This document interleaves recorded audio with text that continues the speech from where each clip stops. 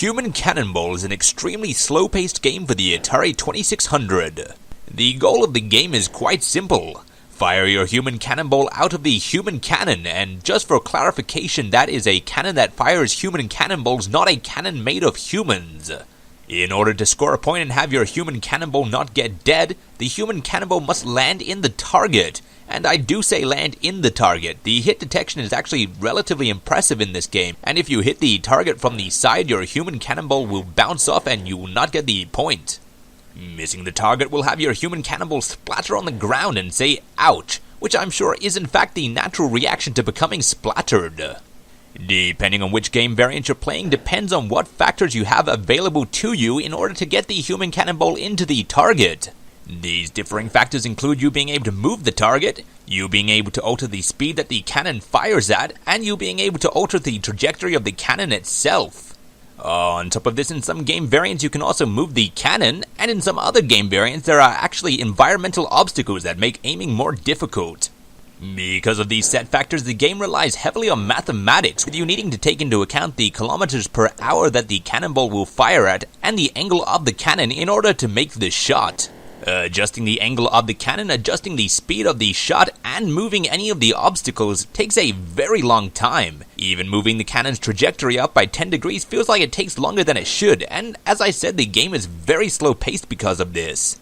Adding to the slow pace of the game, the human cannonball itself, when fired, moves slowly across the screen. And if you're playing the game variant where you can move the target itself, you'll find that it also moves slowly, so there's no real adrenaline there. This is most certainly not a game that relies on any reflexes, and is instead, as I suggested at the start, entirely math-based. In fact, the only time during the game where timing is actually important is when you're playing with the moving obstacle, in which you have to fire through a gap. Even then though, timing the shot to go through the gap is only half the battle, because then you still need your trajectory and speed right for it to get into the target on the other side. So is the fact that the game requires mathematical calculations and not quick reflexes to play a problem? Well, yes and no.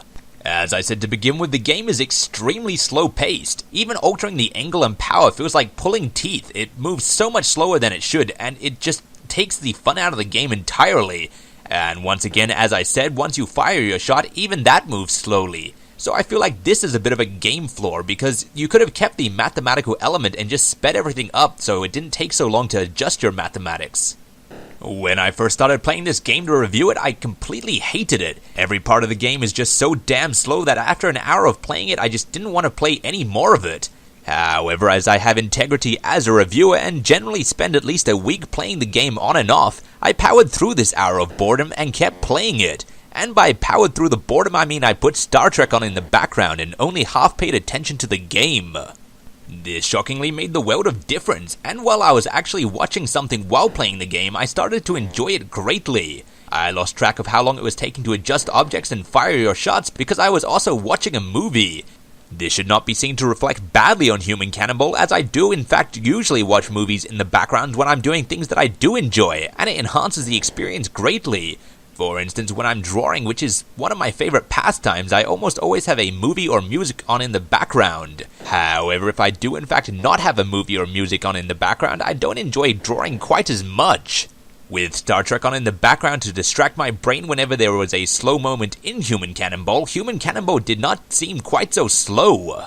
Now that I was able to move past the slow gameplay of the game, I actually found it quite enjoyable and engaging. Depending on what game variant you play, the game ranges from being difficult to impossibly difficult. You see, while you can control the trajectory and power and location of the cannon or the target, depending on which game variant you're playing on, the factors you can't control are randomized each round. This means, for instance, if the power of the shot changes randomly each round, you might have to change the trajectory of the shot to compensate for it each round. This becomes increasingly difficult if, for example, the cannon is also moving each round, and also you have to fire through the object. The game becomes increasingly difficult the higher up the variance you go, and on the higher settings I could almost never land a shot. I found these higher settings to be both impossibly difficult and extremely fun. No doubt you're looking at this footage right now and thinking that I'm very bad at this and that you could do better. And you may well be able to do better, but until you play the game it's very hard to explain how difficult it is. And also I'd like to point out that in my defense, I've only actually seen a real human cannonballer do a human cannonball once, And that time that she did, she missed. So if a professional in real life has trouble human cannonballing, you can probably forgive an amateur having trouble in a video game.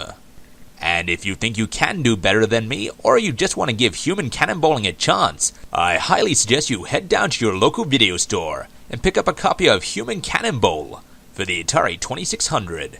And if you're looking for something to watch in the background while you play Human Cannonball to make it go a little bit faster, I highly suggest you watch the Grin Reviews playlist.